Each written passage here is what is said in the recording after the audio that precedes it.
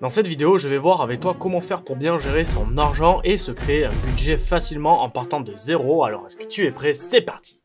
Alors aujourd'hui dans cette vidéo, je vais prendre mon exemple personnel parce qu'il va bien falloir que je m'appuie sur quelque chose pour pouvoir créer la vidéo, mais tu verras qu'au fur et à mesure, avec les explications que je vais te donner, eh bien tu vas pouvoir l'adapter en fonction de toi, de ton budget et de tes dépenses. Alors ce que je t'invite à faire, ça va être de te mettre juste à côté une feuille blanche avec un stylo ou alors de le faire directement depuis ton ordinateur. Personnellement, je préfère le faire avec une feuille et un stylo, faire mon budget, tu verras après, tu comprendras pourquoi, mais pour les bienfaits de la vidéo et pour que ce soit plus visuel et plus sympa à regarder, pour toi je vais te le faire directement avec un Excel sur l'ordinateur. Et avant de commencer cette vidéo, je t'invite à t'abonner, à activer la petite cloche de notification et surtout de me laisser un gros pouce bleu si tu apprécies cette vidéo car ça m'aide énormément et je t'en remercie. Allez, c'est parti!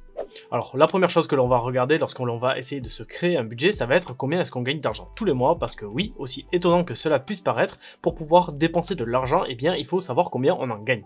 Donc personnellement, à salaire, on va faire une petite case salaire et en face je vais mettre que moi je gagne 2100 € à peu près par mois tous les mois. Ensuite on va faire un exercice qui est fastidieux, qui est même, on va le dire très honnêtement, qui est très chiant à faire, ça va être de lister toutes nos dépenses. Alors en fait si tu veux lister ces dépenses, ça va être hyper important, parce que si tu ne sais pas ce que tu dépenses, si tu ne sais pas où part ton argent, tu auras beau travailler comme un chien, voilà, tu peux gagner 10 000 € par mois, si tu as 12 000 € de sortie et que tu sais pas où sort cet argent, eh bien tu ne réussiras jamais à t'en sortir financièrement.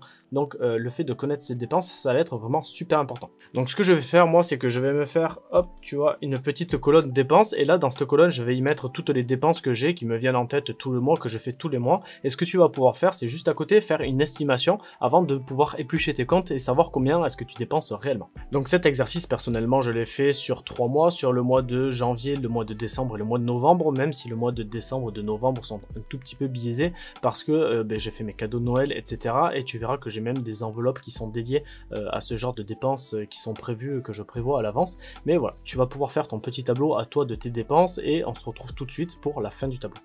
Donc nous voilà, une fois le tableau rempli, personnellement je n'ai pas fait la colonne estimation parce que ça a déjà pris beaucoup de temps. Donc tu vois qu'au niveau de mes dépenses, j'ai diverses dépenses. Donc j'ai par exemple un abonnement Spotify de 15 € par mois, l'assurance de la voiture, l'assurance de la moto, l'assurance du bien, le crédit, le café au boulot. Donc ça c'est tout ce qui est machine à café, les machines à snack et les conneries comme ça. Tu vois que je dépense quand même pas mal d'argent là-dedans.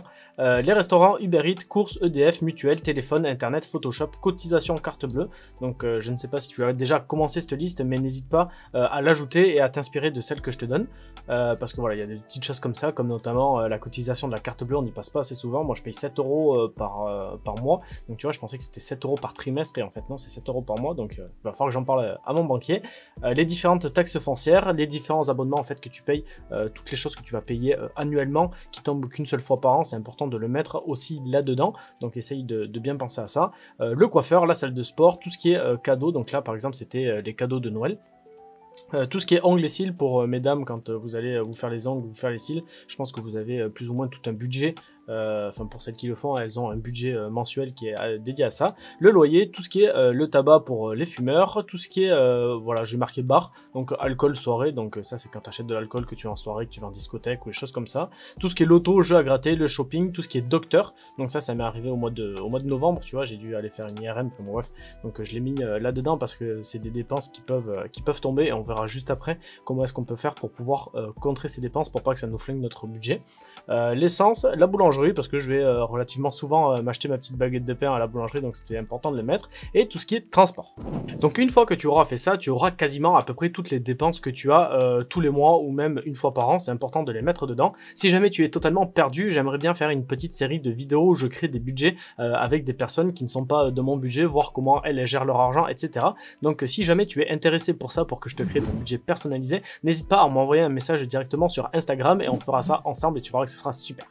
Pour ceux qui ont suivi et qui ont déjà fait ça, ce que je t'invite à faire après, ça va être tout simplement de classer toutes ces dépenses. Alors tu vois, moi j'ai fait une catégorie de dépenses fixes, donc ça c'est toutes les dépenses qui vont tomber tous les mois, qui sont quasiment fixes, où il y a quasiment rien qui change. Tu vois, par exemple, moi les seules petites variations, c'est ma mutuelle, c'est une variation de 1 €, tu vois, c'est pas grand chose, mais voilà, il va falloir que tu fasses tes dépenses fixes. Donc une fois que tu auras fait ça, tu auras le total de tes dépenses fixes qui sera là. Donc moi j'ai à peu près un total de 700, ouais, allez, on va dire 790 € par mois de dépenses et de charges fixes. Et une fois qu'on aura enlevé ces charges fixes à notre salaire, donc on fait juste notre salaire moins les charges fixes, eh bien on voit ce qu'il nous reste pour payer tout le reste. Et pour ce qui reste, du coup, hop, tu vois, j'ai marqué les dépenses aléatoires obligatoires, donc ce sont des dépenses que tu vas être obligé de faire pour pouvoir vivre, comme par exemple les courses, le coiffeur, l'essence et les transports. Donc moi, tu vois que les courses, alors là, je sais pas pourquoi j'ai dû acheter, voilà, j'ai juste fait sur ma ligne Carrefour, il y avait marqué un plus de 100, donc je sais pas ce que j'ai dû acheter, mais j'ai dû acheter autre que des courses.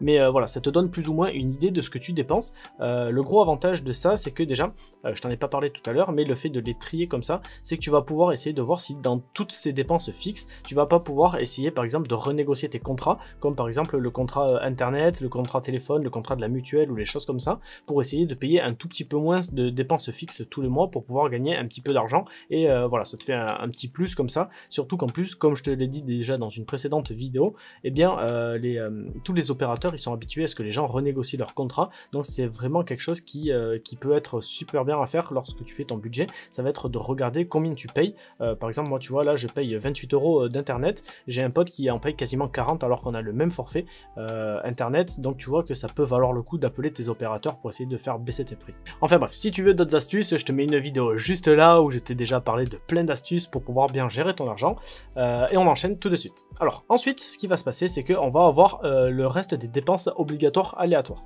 Donc quand je te dis les dépenses obligatoires aléatoires, pour moi c'est ce qui fait les courses, le coiffeur, l'essence et les transports. Pourquoi? Parce que les coiffeurs, tu vois que c'est pas tous les mois le même prix, parce que je vais pas tout le temps chez le même coiffeur, et il y a des fois où j'y vais 2 fois par mois, des fois une seule fois.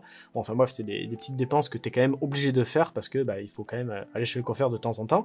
Ensuite tu as les courses, donc ça c'est pareil, les courses, il y a des mois où tu vas faire 176 € et il y a des mois où je vais faire 320 €. Donc là tu vois, c'est je sais pas qu'est-ce qui s'est passé au mois de janvier, mais j'ai dû faire de très grosses courses. Je sais que j'ai encore des réserves, on va dire, mais voilà, ce sont des dépenses que tu vas être obligé de prendre en compte dans ton budget pour pouvoir réussir à l'établir au mieux. Et après tu vas faire une moyenne de tout ça, et par exemple là tu sais que pour les courses tu te mettras 200 € de côté, on va dire, tous les mois, parce que ce sera ton budget qui sera alloué pour pouvoir aller faire les courses. Une fois que tu auras fait ça, tu vois que moi j'ai à peu près 350 € de dépenses aléatoires obligatoires, et si tu soustrais ça à ce qui nous restait tout à l'heure, eh bien il te reste 956 €, du moins dans mon cas, pour les loisirs et l'investissement. Alors 956 €, tu as juste payé, c'est ce qui te reste plutôt, pardon, dans ta poche, une fois que tu as payé tout ce que tu es obligé de payer pour pouvoir vivre, on va dire au strict minimum, ok. Une fois que tu auras fait ça, après là tu auras toutes des dépenses plaisir. Donc ces dépenses plaisir, c'est quoi? C'est moi, comme je t'ai dit, donc le café du boulot, donc à chaque fois que je me prends un café à la machine à café, à chaque fois que je vais au restaurant, Uber Eats, les clopes pour ceux qui fument, l'alcool, le loto, le shopping, enfin bon bref. Chacun a ses petits trucs, mais ça c'est vraiment ce qui te reste au niveau des loisirs. Et là où c'est un tout petit peu faussé de faire ça avec mon cas, c'est que moi déjà mon budget est déjà préétabli, il est déjà très bien fait. C'est pour ça que tu vois qu'une fois que tous les loisirs sont passés, eh bien il me reste 791 € à quelque chose près, hein. Il y a un mois où c'était en négatif, mais ça c'est parce que il y a les cadeaux de Noël que j'ai rajouté là, alors que moi c'est prévu dans mon budget, tu vois, je mets 50 € de côté pour les cadeaux de Noël, donc je les ai payés, mais en soi là par exemple tu vois on pourrait mettre 0 sur les... Hop, 0 sur les 2 cases. Ici, le shopping, c'est pareil, c'était pour les cadeaux de Noël, donc on peut mettre, hop, je pourrais presque mettre 0 sur les 2 cases. Et là, bon, il y avait le docteur en plus de 240 €. Voilà, il a... Voilà, j'ai un autre compte, je t'expliquerai juste tout à l'heure comment je m'organise, mais ça c'est pareil, je pourrais mettre 0 aussi parce que c'était pas vraiment une vraie dépense, et tu vois que je tourne autour des 775-800 € que je peux mettre de côté tous les mois. Si jamais ce n'est pas ton cas, ce que je t'invite à faire, c'est une fois que tu arrives à cette ligne, à reste loisir / investissement, en fonction du nombre qu'il te reste là, si tu es en négatif, eh bien il va falloir que toutes tes charges obligatoires déjà, tu te débrouilles à les baisser, ou alors que tu fasses augmenter ton salaire. Le plus facile en fonction des personnes, si tu es un gros travailleur, ça va être de travailler peut-être un peu plus pour pouvoir couvrir toutes tes dépenses, tu vois, parce que moi c'est pareil, je ne paye pas de loyer actuellement, mais si j'avais un loyer, je te dis une bêtise, de peut-être 750 €, eh bien tu vois qu'il y a tout qui baisse très vite, et reste loisir, il me reste plus grand chose. Donc ça, ce sera vraiment à adapter ces chiffres en fonction de toi. Si jamais tu veux ce tableur, t'hésites pas, tu me le mets en commentaire. Je pense que tu peux te le faire à la maison, mais si jamais t'as pas envie de te casser la tête, tu me le dis, je te l'enverrai directement, ou tu m'envoies un message directement via Instagram et je t'enverrai ça.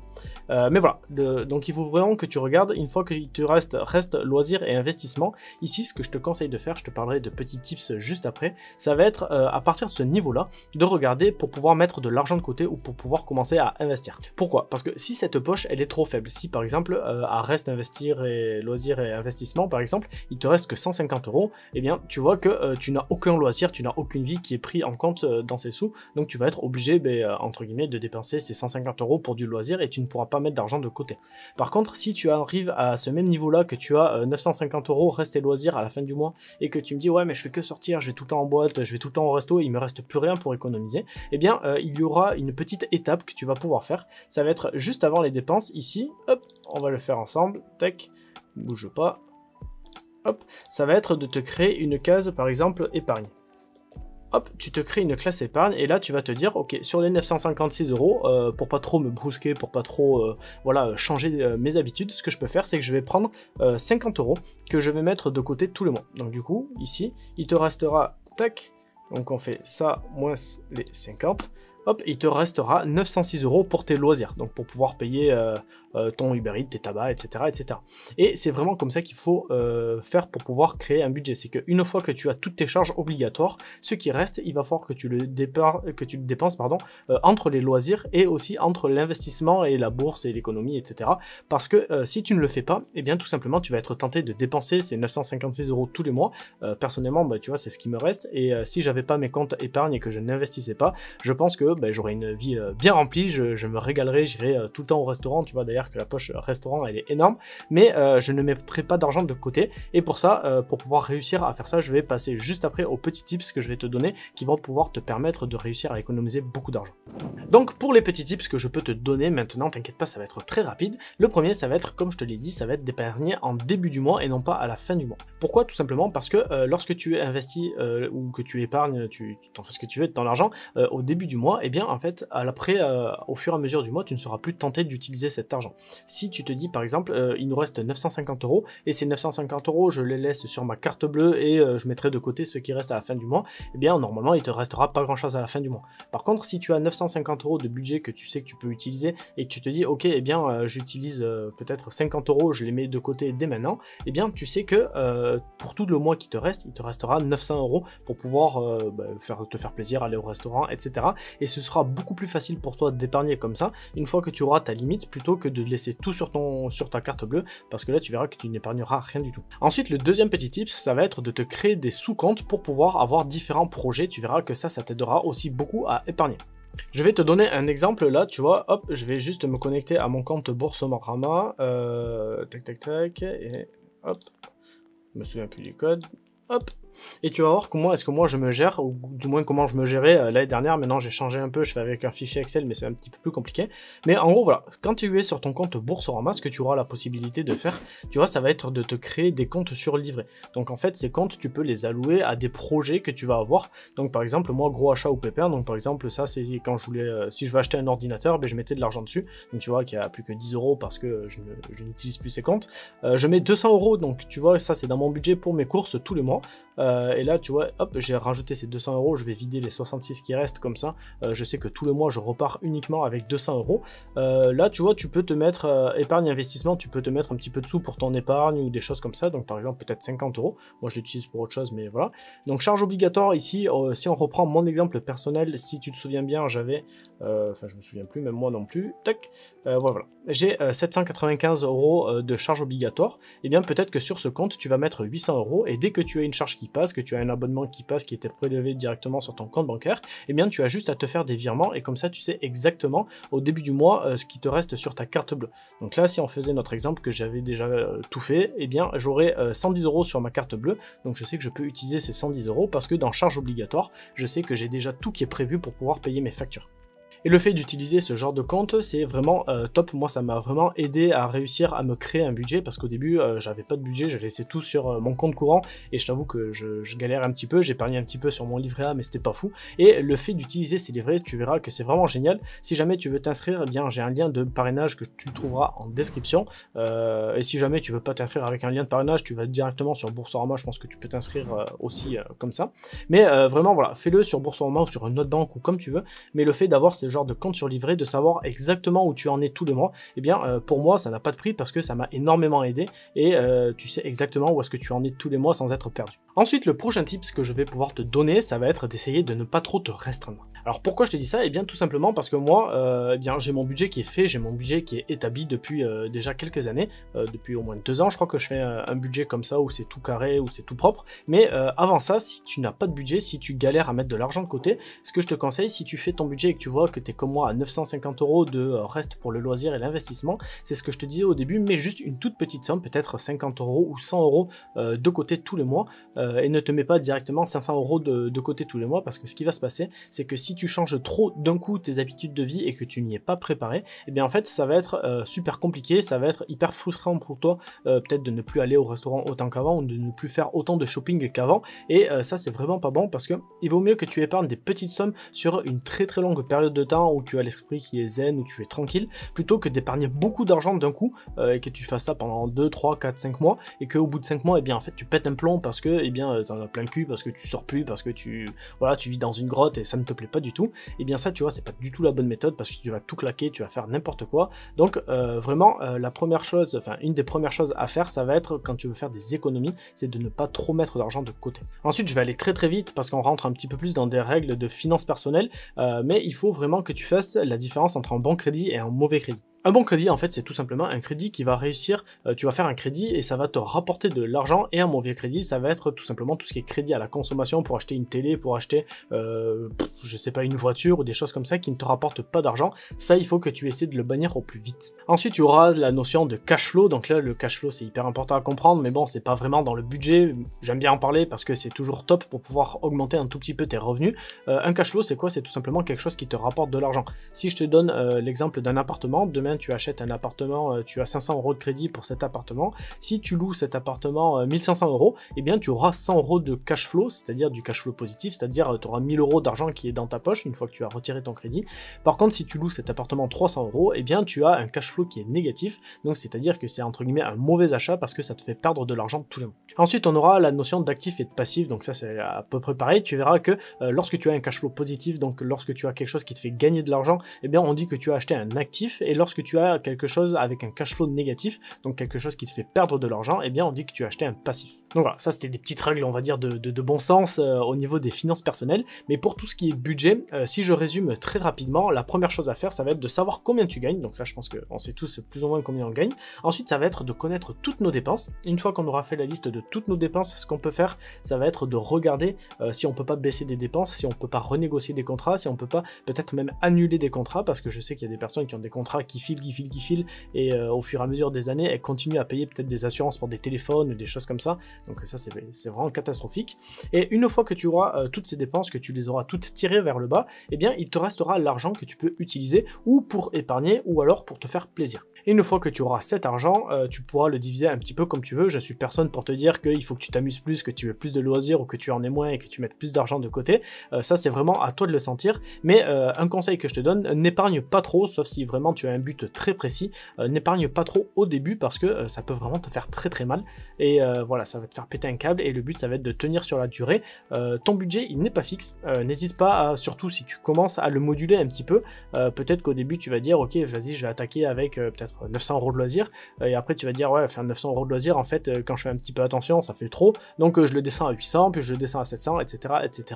Ou alors si tu as un budget course par exemple de 200 € et tu te dis ouais c'est un peu juste parce que tous les mois je suis un peu ric-rac, et bien ce budget course tu peux peut-être te le monter à 250 €. Tu vois, c'est pas quelque chose de fixe, il faut que tu arrives à trouver un espèce de rythme de croisière, quelque chose qui te convienne à toi, parce qu'un budget c'est vraiment super personnel, c'est vraiment en fonction de chacun, de comment tu vis, de tes dépenses, on a tous des vies différentes, et il faut vraiment que tu t'adaptes ton budget en fonction de toi. Donc voilà, je pense qu'on a fait le tour de comment faire pour pouvoir établir un budget. Si tu as kiffé, n'hésite pas à me mettre un gros pouce bleu, une fois de plus ça m'aide énormément et je t'en remercie. Si jamais tu as des questions, tu n'hésites pas, tu me les mets en commentaire, et si tu veux qu'on fasse même un budget ensemble, tu m'écris sur Instagram. Moi ça me ferait très plaisir de pouvoir échanger avec vous si jamais vous êtes d'accord, voilà, qu'on fasse le truc ensemble et qu'on fasse quelque chose de sympa, ça peut être vraiment génial. J'ai pas voulu trop te bassiner avec toutes les règles de finances personnelles en t'expliquant ce qu'il faut faire ou ce qu'il ne faut pas faire avec son argent. Je t'ai fait fait des vidéos qui sont dédiées et qui sont propres à ça. Mais pour ce qui est du budget, je pense que c'est vraiment quelque chose qui est hyper important parce que ça va pouvoir te permettre d'avoir une tranquillité d'esprit, surtout quand tu sais que tu peux payer tes factures à la fin du mois. Voilà. Après, il faut avoir une certaine rigueur parce que si tu as trop de factures par rapport à ton rythme de vie, on va dire, par rapport à ce que tu gagnes et que tu n'as plus rien pour t'amuser, eh bien, des fois, ça met des petites claques et il faut réussir à te dire, bon, ben là, j'ai peut-être un rythme de vie qui est au-dessus de mes moyens, il faudra peut-être que je change de loyer pour pouvoir, voilà, gagner un petit peu d'argent sur mon loyer, gagner 100 ou 200 euros par mois pour pouvoir me faire plaisir. Mais voilà, dis-toi bien une chose, si tu n'as qu'une seule chose à retenir, c'est que une fois que tu sais ce que tu gagnes comme argent, une fois que tu connais tes dépenses, c'est uniquement après, avec l'argent qu'il te reste, que tu peux avoir des loisirs. Et ne commence pas, je sais pas, enfin, je vois beaucoup de personnes qui fument beaucoup par exemple, ou qui boivent beaucoup, qui vont en boîte, qui vont en soirée, etc. et qui à la fin du mois se plaignent de ne pas pouvoir payer leurs factures et qui mangent des pommes de terre. Mais tu vois, ça c'est peut-être pas une gestion qui est géniale. Il vaut mieux que tu te fasses un budget qui soit clair, net et précis, et c'est qu'une fois après, avec l'argent qui reste, que tu pourras avoir des loisirs. Voilà, j'espère que j'ai pas été trop soporifique et j'ai pas été trop relou à écouter ou des choses comme ça. J'espère que cette vidéo t'a plu et qu'elle a surtout pu t'aider. Si c'est le cas, n'hésite pas à me le mettre en commentaire. Et comme d'hab, en attendant, je te dis porte-toi bien et à la semaine prochaine pour une nouvelle vidéo. Allez, ciao ciao!